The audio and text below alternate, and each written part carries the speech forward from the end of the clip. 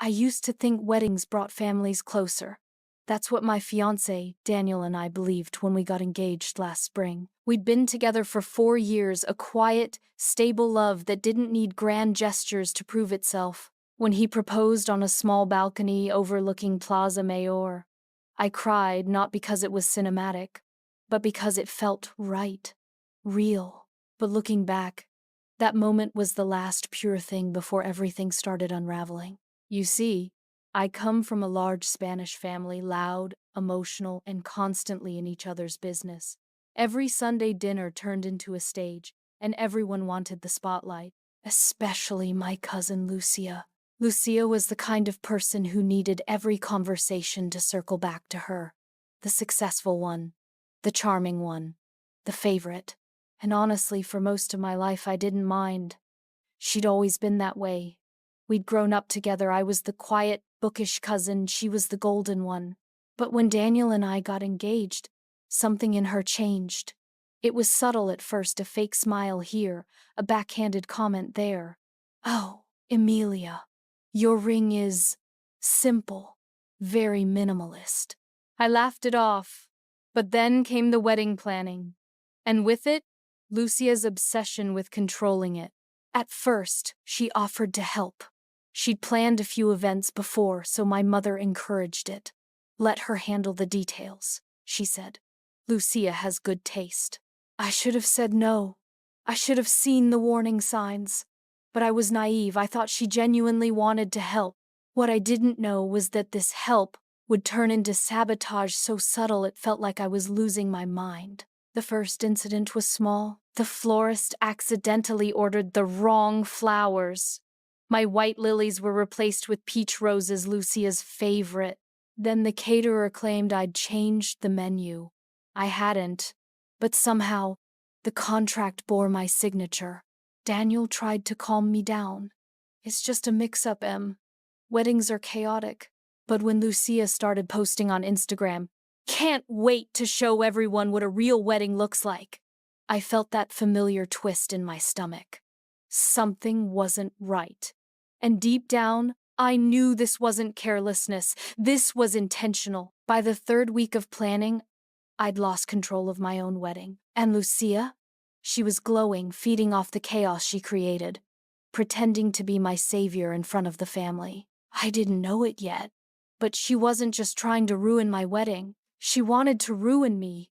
Lucia's involvement grew from helping to taking charge. She inserted herself into every group chat, every vendor call, every decision. If I chose cream napkins, she said white looked classier. If I picked an outdoor ceremony, she said, "You'll sweat through your makeup." At first, I pushed back politely, but she'd always twist it. "Oh, I'm just trying to help, Amelia. You seem overwhelmed." Those words, "you seem overwhelmed," became her favorite weapon. She'd repeat it in front of my mother, my aunts, even Daniel. Soon, everyone began to believe it. That I was anxious, incapable, emotional. But what hurt most wasn't the gossip, it was how Daniel started doubting me. One night, I overheard him on the phone with his best friend. "Lucia's just trying to help. Isa's been stressed lately, maybe she should step back." That night, I sat in the dark of our apartment, staring at the ring on my hand, wondering how my own wedding had turned into a stage for Lucia's performance. And then came the first reveal, the photographer. He called me one morning, confused. "Hi, Miss Torres. Just confirming you wanted Lucia in the solo portraits?" I froze. "What?" Apparently, Lucia had sent him a list, replacing my maid of honor's photos with hers. That was the first undeniable proof. She wasn't helping. She was rewriting my story. I tried confronting her calmly. At first, "Lucia, please stop changing things behind my back." She laughed. "Isa, you're imagining things. You're too sensitive." Those words hit hard because that's exactly how she'd manipulated people for years. When she lied, she smiled. When she hurt you, she made it your fault. I confided in my mother, but she brushed it off too. "Your cousins. Don't make drama before the wedding." That night, I realized I was alone in this fight. Lucia had crafted the perfect image. Supportive cousin, responsible planner, family favorite, and I, the bride, had become the unstable one. Then another accident happened. The invitation cards, the ones I'd personally designed, arrived printed with Lucia's name under wedding coordinator. She'd officially branded herself to my event. Daniel tried to mediate. Maybe she's just excited. But I saw it now, she wasn't excited for me. She was obsessed with controlling me. And when I tried to pull the plug and take back control, she guilt-tripped me in front of everyone. I worked so hard for you, and this is how you thank me? The room went quiet. The family looked at me, the ungrateful bride. Lucia's mask was flawless, but masks always crack eventually. One night, while finalizing catering notes, I noticed something odd. A hidden folder on our shared drive, labeled L files. Curiosity turned to dread as I opened it. Inside were screenshots, texts between her and vendors, edited emails from me, and even a message thread mocking my dress choice. She's so basic. I'll fix it for her. That line broke me. I sat there shaking, not just from anger but betrayal. She wasn't sabotaging by accident. She was documenting it like a game. But here's the twist. She'd made one crucial mistake. Her name was linked to her Google account. Every timestamp, every comment, every message was verifiable. I backed up everything to my drive.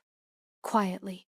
I didn't confront her, not yet. Because now, I had evidence. For the first time, I felt calm, controlled. If Lucia wanted a show, I'd give her one. Just not the kind she expected. As the wedding week approached, Lucia's energy shifted.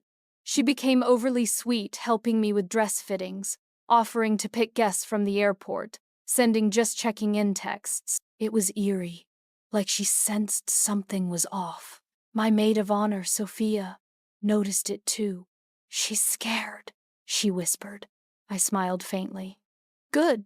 Behind the scenes, I started piecing together my revenge. I shared the folder with Sophia and Daniel's best friend, Miguel, who worked in IT. He verified the metadata. It's bulletproof, he said. Every fake email, every altered instruction, all traceable to Lucia's account. The plan was simple. Let her play innocent until the reception dinner. Then, reveal everything in front of the family, the same people she'd fooled. Still, part of me felt uneasy. This was family, after all. But when I overheard her whisper to an aunt, if Amelia messes up her vows, I have backups ready. That final flicker of mercy died. The wedding day came radiant, warm, and fragile. I should have been nervous about my vows, but all I could think of was Lucia. And sure enough, she didn't disappoint. During the ceremony, she handed the officiant the wrong script one meant for rehearsal. I stood there blank as he stumbled through a paragraph that didn't belong. Guests murmured. Lucia's hand flew to her mouth, pretending shock. Oh no! But the smile in her eyes said everything. That was her final act. Her masterpiece. I played along, pretending to laugh it off, but inside, I was calm, ice cold, because she didn't realize that her own actions had sealed her downfall. By the time the reception began, everyone relaxed, except me. I was waiting for my moment. Halfway through dinner, Daniel stood to make a toast. Lucia hovered near the mic, waiting for her turn. I caught her smirk as guests clapped. That's when I stepped forward. Before we continue, I said, there's something I want to show everyone. A little behind-the-scenes look at how much help my cousin gave me. Lucia's face drained. Miguel dimmed the lights and projected the first screenshot onto the screen, Lucia's message mocking my dress. Then another, the florist email where she changed my order. And another, the contract she forged. Gasps filled the room. My mother's hand flew to her mouth. Lucia tried to stammer. That's taken out of context. But Miguel clicked one last file. A video screen recording of her editing the vendor instructions. Timestamped, and clearly logged in under her email. Silence. Then whispers. Then laughter. People looked at her not with sympathy, but disgust. My aunt muttered, "How could you do that to family?" Lucia fled the room, face red, mascara streaking. And me? I just exhaled. Years of humiliation lifted in one breath. The next morning, the family group chat exploded. Lucia tried damage control. It was a misunderstanding, but screenshots were already circulating.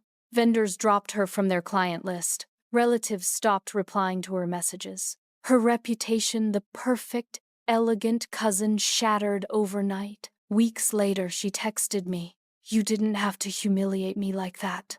I didn't reply, because the truth was I didn't humiliate her. She did that herself. Daniel and I went on our honeymoon to Greece. I turned off my phone and, for the first time in months, slept peacefully. When we returned, my mother apologized through tears. "I should have believed you." I smiled softly. "It's okay, Mama. Now you know who she really is." Sometimes revenge isn't about screaming or fighting. Sometimes it's about showing the truth in a room full of lies and letting everyone watch the mask fall. And that's exactly what I did. Thank you for being here. If you enjoyed this, go watch the one on the left and don't forget to hit like and subscribe to the channel for more tales of triumph over injustice and a saga of ultimate revenge.